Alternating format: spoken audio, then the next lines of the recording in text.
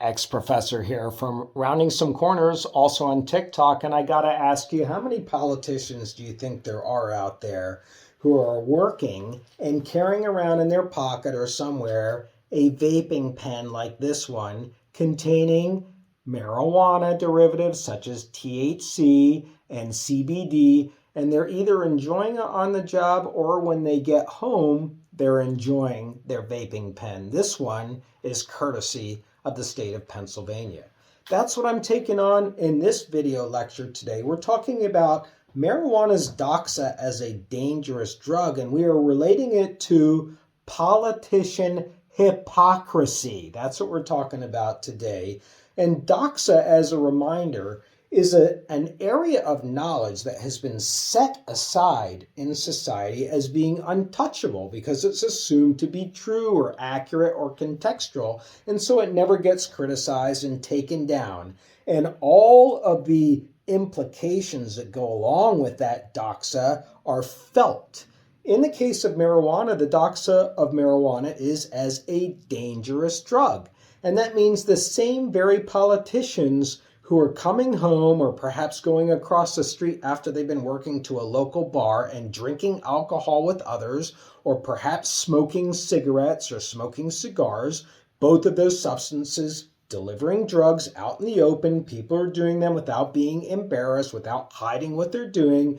Those same very politicians are voting against, or at the very least not advancing legislation to relax the restrictions on marijuana and therefore once and for all overturn the doxa of marijuana as a dangerous drug.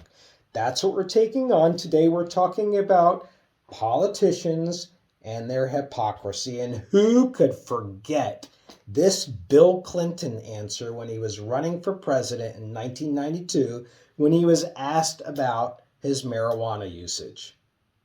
When I was in England, I experimented with marijuana a time or two, and I didn't like it, and didn't inhale, and never tried it again. I mean, is it even possible to take in marijuana smoke-wise? And smoke is not the only way to take in marijuana. Is it even possible to take in marijuana smoke-wise and not inhale? Everybody knows that he wasn't telling the truth, but in a way, he didn't have a choice. He wouldn't have been elected as a president if he admitted his marijuana use, because at that time, public opinion was pretty cemented that this would be a very bad influence on children or young people in general. This is still an opinion that exists. It's all part of the marijuana as a dangerous drug doxa. And when politicians are having exchanges in public and they are asked about it on the spot in terms of their marijuana usage, we also have hypocrisy, because we have hypocrisy in the tone of the questioner.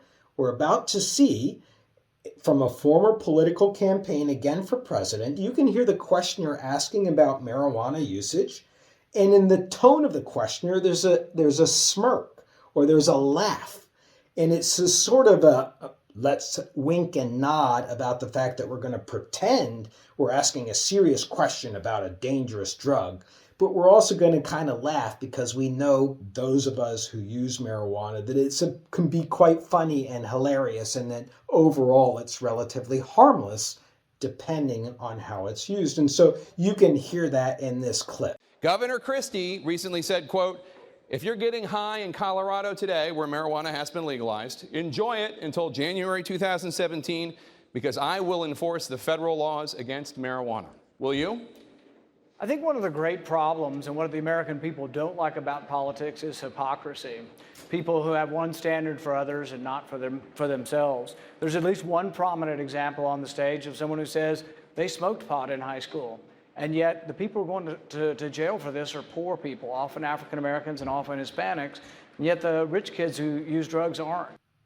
Okay, and now listen to the exchange that takes place later when the same candidate tries to change the subject to something completely different, rather than just owning up to the marijuana usage and being okay with it, instead of explaining it as a decision that was made in the past that was a bad decision or part of youthful indiscretion.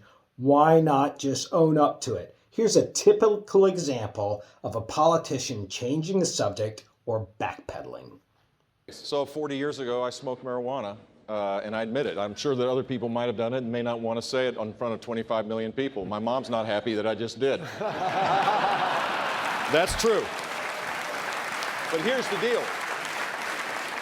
Here's the deal. We have a serious epidemic of drugs that goes way beyond marijuana. What goes on in Colorado, as far as I'm concerned, that should be a state decision. But if you look at the problem of drugs in this society today, it's a serious problem.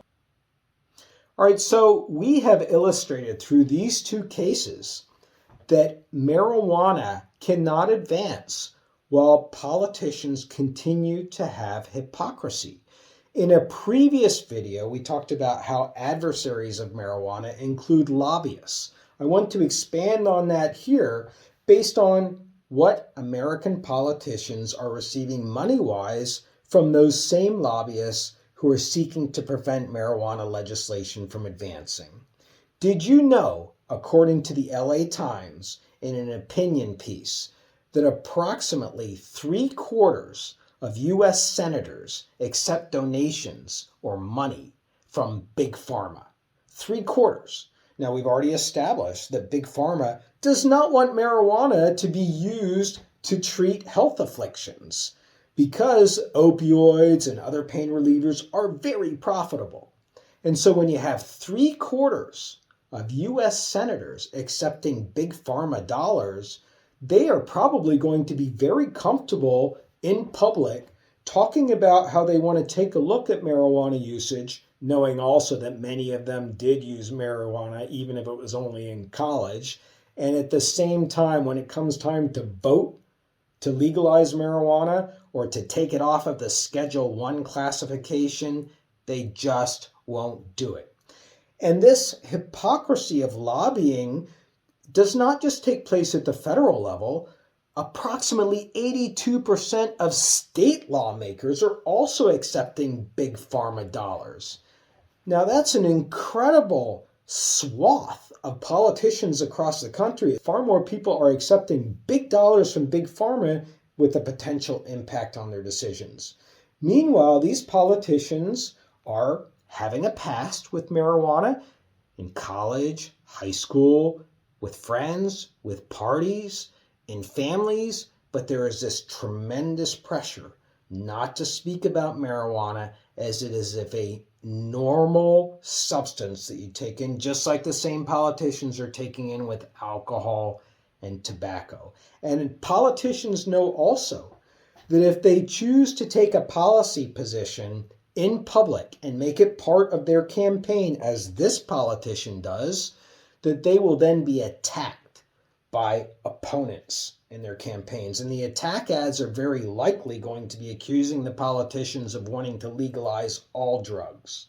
For me, I will support any politician who is advancing legislation to relax the laws that restrict marijuana usage in public and keep its Doxa as a dangerous drug in place. It doesn't matter what politician from what political party, I'm going to be voting for them and I'm going to be supporting them if they are out there and they are not being hypocritical. They are owning up to their marijuana usage. They are advancing their marijuana usage, even if they do not use marijuana today, and that is perfectly acceptable. They should speak about their past, not as something that they deny and are embarrassed about, but something that is part of them that they will consider when it's time to make legislation. That's really how laws should be made when it comes to marijuana. In the meantime, we've got a Doxa in place of marijuana as a dangerous drug that does not allow it to achieve the status that other substances are achieving. Thanks for joining us in this video lecture, and we'll continue on to strip away the layers of Doxa for marijuana as a dangerous drug.